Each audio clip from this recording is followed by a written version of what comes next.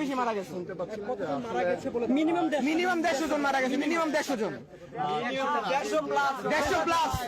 But আমাদের কথাটা হচ্ছে রাত্রে বাজে 2টা, এখন কেন আমাদের ক্যাম্পাসের ভিতরে যে অ্যাম্বুলেন্স যখন যারা ক্যাডেটরা ছিলাম আমরা মিনিমাম যে যেমনি পারছি আমরা 50 জন লাশ অনায়াসে বার করছি, চোখ বন্ধ করে 50 জন। কিন্তু তারা কিভাবে কাউন্ট করতে যে 10-15 জন লাশ মারা গেছে, ভিতরে আরো অনেক লাশ ছিল। বাট মিনিমাম মিনিমাম 150 জন মারা গেছে, মিনিমাম 150 জন, 150 প্লাস।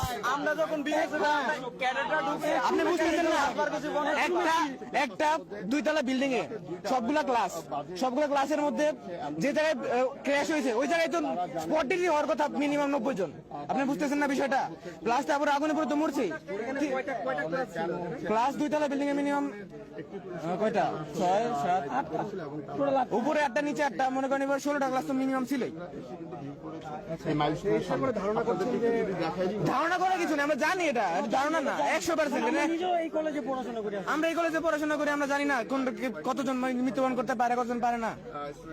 তারা কিভাবে কাউন্ট করে যে 5 জন 6 জন অথবা 9-10 জন। আমরা যখন বিওয়াইসি আমরা ক্যাডেটরা যখন আমরা মানে রেস্কিউতে ছিলাম, আমরা যে ক্যাম্পাসের ওই সাইড দিয়ে লাশগুলোর টানসার, কিছু লাশ এমনও নাই, এমন আমরা খুঁজে পাইতাছি না। আমাদের প্রিন্সিপাল স্যার একটা প্রিন্সিপাল তখন জানে যে একটা ভার্সিটির অথবা একটা স্কুলের ভিতরে কয়টা স্টুডেন্ট থাকে, কয়টা ছাত্রছাত্রী, কয়টা ফ্যাকাল্টি, কয়টা টিচার থাকে। একটা প্রিন্সিপাল সবসময় মনে রাখবে, সবসময় তার কাউন্ট থাকবে। তখন একটা প্রিন্সিপাল যখন উনি বলতে লাগছিল যে আমার স্টুডেন্ট এত স্টুডেন্ট ছিল, এখান থেকে কয়েকজন যা শুধু নিচে নামতে পারছে, এতজন স্টুডেন্ট নাই, তখন আমাদের প্রিন্সিপালকে গায়ে ধাক্কা দিছে, সবকিছু যাবতীয় সবকিছু কর্ম করছে, সবকিছু মানলাম।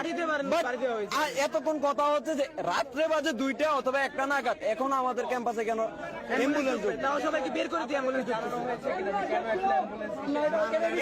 আমাদের ইনফর্ম করতেছে, অ্যাটলিস্ট আমাদেরকে গেট বন্ধ করে রাখতেছে, আমাদের নিজস্ব ক্যাম্পাসের স্টুডেন্ট ঢুকতে দিতেছে না। শিক্ষার্থীদের কোনো কিছু ডিরেক্ট লাঠি দ্বারা বের করে দেওয়া হয়েছে।